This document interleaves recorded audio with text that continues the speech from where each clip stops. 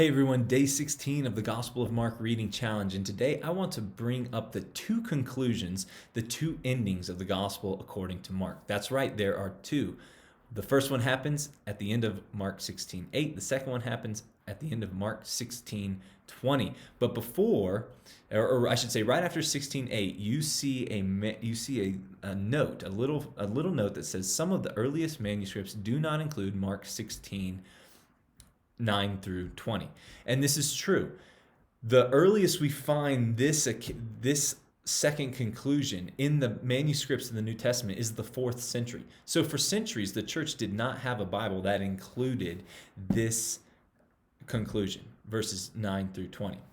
But even so, the early church knew this conclusion very well. In fact, Irenaeus and Justin, who were ministers in the 2nd century, church leaders in the 2nd century, knew the longer ending. So what's up with the shorter ending? Let's look at the shorter ending. Verse 8, and they went out, these are the women, and fled from the tomb, for trembling and astonishment had seized them. And they said nothing to anyone, for they were afraid. That's simply how Mark ended, right? It's crazy to think, this is the last statement of Mark. And what's even crazier is in the Greek, the last word of Mark's gospel is the word for. So the words are switched around here. So literally the last word in Mark's gospel is a preposition. And I don't know if you've had good English teachers, I'm sure you have, but you are not supposed to end a sentence with a preposition. You're definitely not supposed to end a whole story with a preposition, right? So this is how the Mark's gospel ends. It almost seems incomplete. Well, the longer ending, what is going on there? Well, the longer ending seems very consistent with the rest of the New Testament. You have a commission statement by Jesus, very similar to the other gospel writers in 16 verse 15. And you also have the promise that God is going to accompany the message of the apostles, of these disciples, with signs and wonders, which is what takes place in Acts.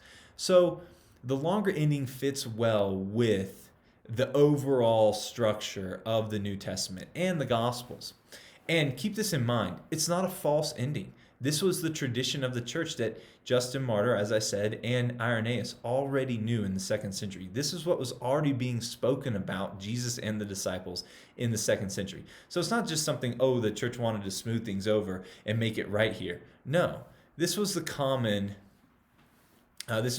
belief, the common testimony to what had happened when Jesus spoke to his disciples after being resurrected. So these are the endings of Mark's gospel. I really, really hope that you have encountered Jesus in a new and fresh and living way as you've read through Mark's gospel. You've seen him as the suffering servant, the one who loves and who's tender and kind and gracious to his people, the one who would give his life as a ransom for many and be resurrected, declaring that he is truly the Son of God, the Christ, the Messiah, our Redeemer. Amen and peace.